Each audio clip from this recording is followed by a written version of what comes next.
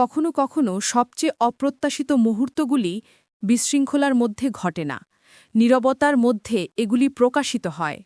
যখন দেয়ালগুলি শান্ত থাকে, যখন পৃথিবী তার শব্দ থেকে বঞ্চিত হয়, তখন সত্য লুকানোর কোথাও থাকে না। সেই সপ্তাহটি সাধারণ বলে মনে করা হয়েছিল। আমার স্বামী ইথান যখন কাজের জন্য ভ্রমণ করেছিলেন, তখন মাত্র 7 দিনের রুটিন।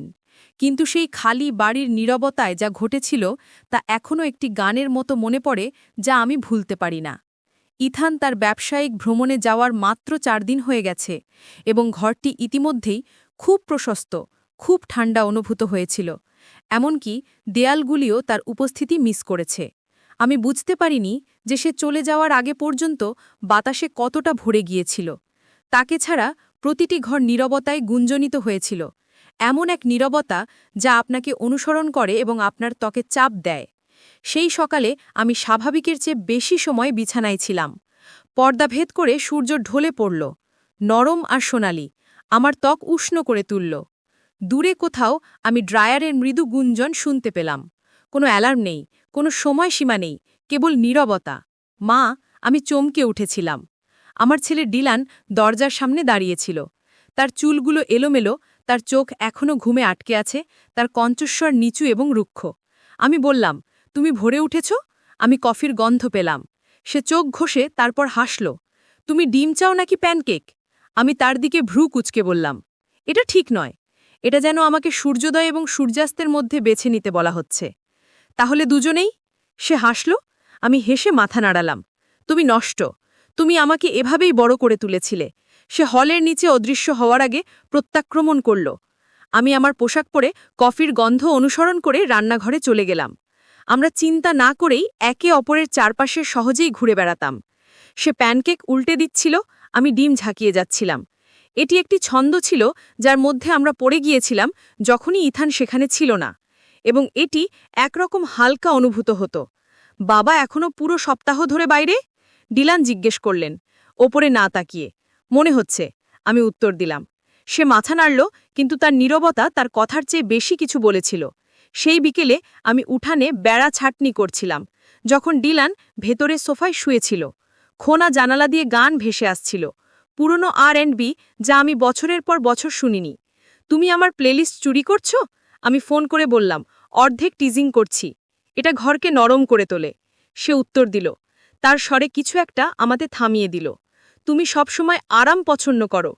যখন এটা সৎ মনে হয়, তিনি বললেন, এবং 1 সেকেন্ডের জন্য তার দৃষ্টি কাঁচের মধ্য দিয়ে আমার চোখ দিয়ে আটকে গেল। তার চোখ, আমার নিজের চোখ, আমার নিজের গভীর প্রতিফলন, আমাকে আমার প্রত্যাশার চেয়ে বেশি সময় ধরে রেখেছিল। পরে কাপড় ভাঁজ করার সময় সে দরজার কাছে দাঁড়িয়ে রইল। তুমি কখনো মনে করো তুমি নিজের সম্পর্কে কিছু গুরুত্বপূর্ণ ভুলে গেছ? আমি সবসময় ইতস্তত করেছিলাম। আমি আগের মতোই স্বীকার করেছি যখন সবকিছু জটিল হয়ে গিয়েছিল। তার কণ্ঠস্বর ভার এবং আশা উভয়ই বহন করছিল। হ্যাঁ, আমি আবারও আস্তে করে বললাম, যেমনটা আমি আগে হালকা ছিলাম, অন্যরকম।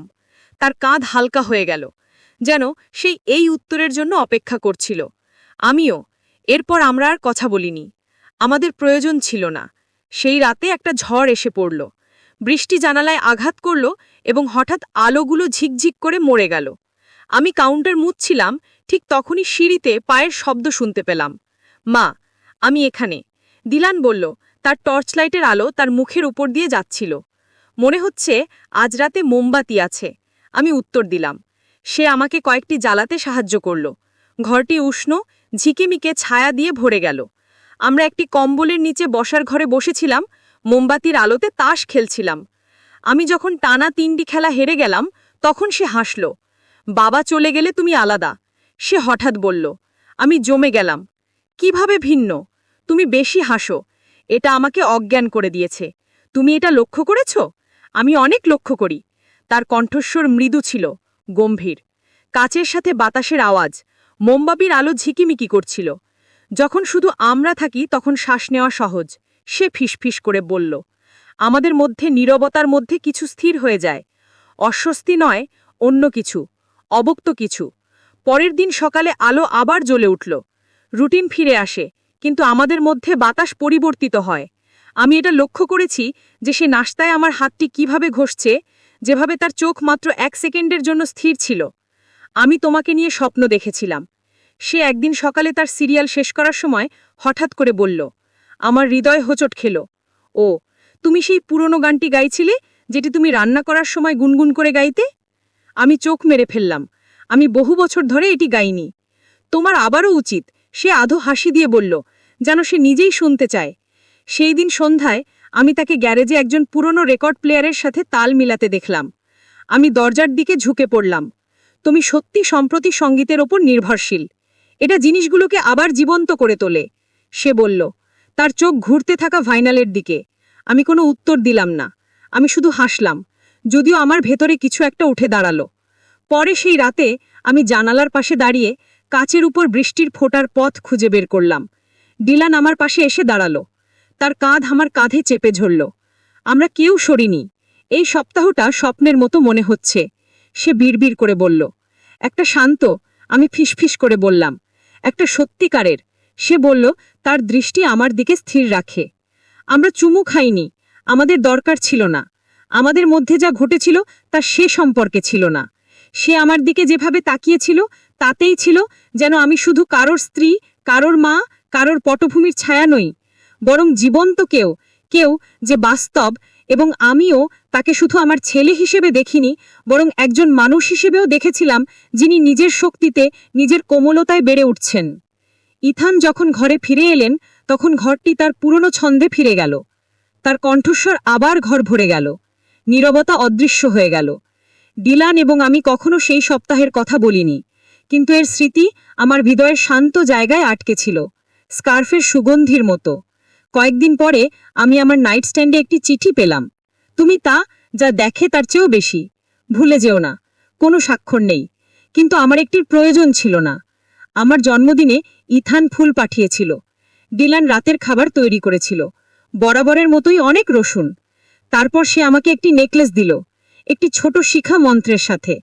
রূপার চেন, তোমার আলোর জন্য, সে মৃদুভাবে বলল। আমি এটা স্পর্শ করলাম, আমার গলা শক্ত করে ফেললাম। তুমি মনে রেখেছ? আমি সব সময় করব। এবং আমি তাকে বিশ্বাস করেছিলাম, কারণ কিছু সপ্তাহ তোমাকে বদলে দেয়।